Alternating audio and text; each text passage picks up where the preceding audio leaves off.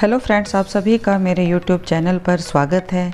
किस तरह शीश का दान देकर बर्बरिक कैसे बना था बाबा श्याम, वो कहानी मैं आप सबके साथ शेयर करने जा रही हूँ। यदि आप मेरे चैनल पर नए हैं तो मेरी वीडियो को लाइक और मेरे चैनल को सब्सक्राइब ज़रूर कर लें और हाँ, बेल आइकन को भी प्रेस कर लें ताकि इस तरह की हर नई वीडियो आप अपने मोबाइल पर देख पाएँ, कोई भी वीडियो मिस ना कर पाएँ। फागुन में शुक्ल पक्ष की द्वादशी का विशेष महत्व है। हजारों साल पहले इसी दिन वीर बर्बरिक भगवान कृष्ण को अपना शीश दान में देकर बाबा श्याम बन गए थे।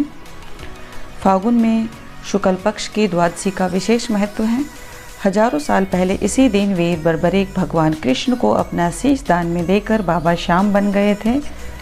द्वादशी को राजस्थान, हरियाणा, पंजाब और समूचे विश्व में श्याम भक्त अपने बाबा की ज्योति लेते हैं और उन्हें खीर चूरमे का भोग लगाते हैं। ऐसी अनेक सत्य कथाएं हैं। जब बाबा ने अपने भक्त की रक्षा की, उसका भरोसा और मजबूत कर दिया। जब महाभारत का युद्ध होना तय हो चुका था, तब भी भगवान कृष्ण ने भी बहुत प्रयत्न किए थे युद्ध न हो, परंतु ऐसा न हो सका। जब युद्ध की शुरुआत होने ही वाली थी, तब बर्बरिक की मुलाकात कृष्ण से हुई। कृष्ण दूरदर्शी थे। वे उन्हें देखते ही समझ गए कि अगर ये वीर युद्ध में शामिल हो गया तो न केवल और ज़्यादा विनाश होगा, बल्कि हार जीत का पूरा गणित ही बदल देगा। वीर बर्बरिक घटोत्कच का पुत्र था। बहुत बड़ा तपस्वी, बहादुर और सिद्धांत पर अटल रहने वाला यह वीर कई शक्तियों का मालिक और अद्भुत था। उसने भगवान शिव और माँ दुर्गा की तपस्या भी की थी। तपस्या से ही उसने 3 अभेदा बाण प्राप्त किए। इन बाणों से वह पूरे विश्व का संहार कर सकता था। बर्बरिक का संकल्प था कि वह अपनी शक्ति से सदैव कमज़ोर लोगों का पक्ष लेगा और उन्हें विजयी बनाएगा। जब महाभारत की रणभेरी बजी तो वह भी अपने रथ पर सवार होकर आ गया, लेकिन यहाँ भी वह अपनी प्रतिज्ञा पर अडिग रहा। यह बात जब कृष्ण को मालूम हुई तो वे बहुत चिंतित हुए। भगवान कृष्ण चाहते थे कि सत्य की रक्षा के लिए पांडव ही इस युद्ध में विजयी हों। चूँकि कौरवों की हार तय थी, ऐसे में अगर बर्बरिक युद्ध में शामिल होता तो वह उनका पक्ष ले सकता था। इससे पांडवों की विजय संकट में पड़ जाती। कृष्ण बर्बरिक की एक और बात भी जानते थे। वह बात थी बर्बरिक की दानशीलता। वह अपने द्वार पर आए याचक को कभी मना नहीं करते थे। तब भगवान कृष्ण ने ब्राह्मण का वेश बनाया और उससे 3 बाणों का रहस्य पूछा। बर्बरिक ने कहा, मैं इन 3 बाणों से युद्ध में उपस्थित समूची सेना को समाप्त कर सकता हूँ। कृष्ण ने उसे यह बात साबित करने की चुनौती दी। बर्बरिक उन्हें नज़दीक ही स्थित पीपल के एक वृक्ष के पास ले गए। वहाँ भगवान कृष्ण ने पीपल का एक पत्ता तोड़कर अपने पैर तले छुपा लिया। इधर बर्बरिक ने तीर चलाया और वृक्ष के सभी पत्ते चिन्हित हो गए।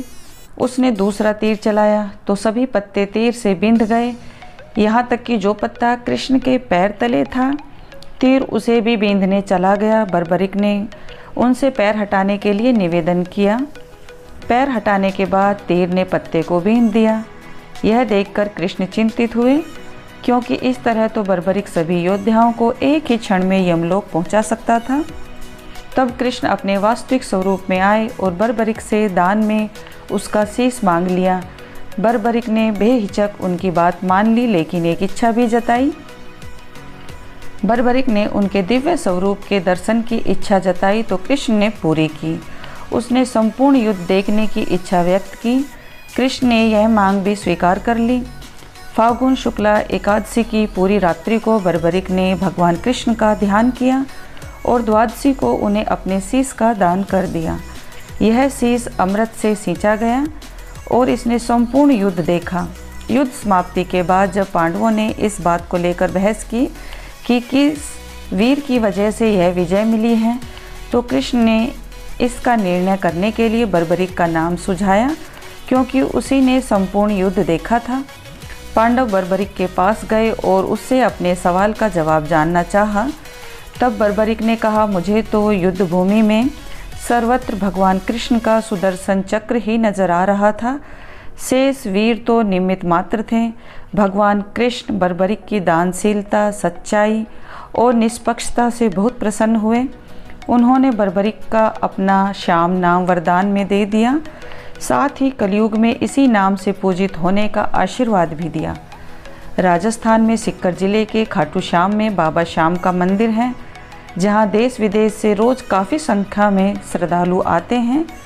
फागुन माह की एकादशी व द्वादशी को विशाल मेला भरता है, जिसमें लाखों श्रद्धालु बाबा श्याम के दर्शन करते हैं। शेखावाटी, हरियाणा और अनेक स्थानों में फागुन माह में लोग बाबा श्याम का निशान पवित्र ध्वजा लेकर खाटू आते हैं। भक्तों का दृढ़ विश्वास है कि बाबा श्याम अपनी कृपा से उन कार्यों को भी संभव बना देते हैं जिन्हें पूरी दुनिया मुश्किल या असंभव मानती है।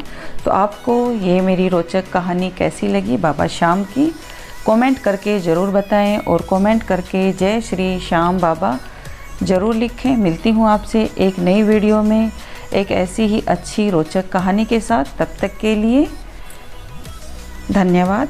Bye bye.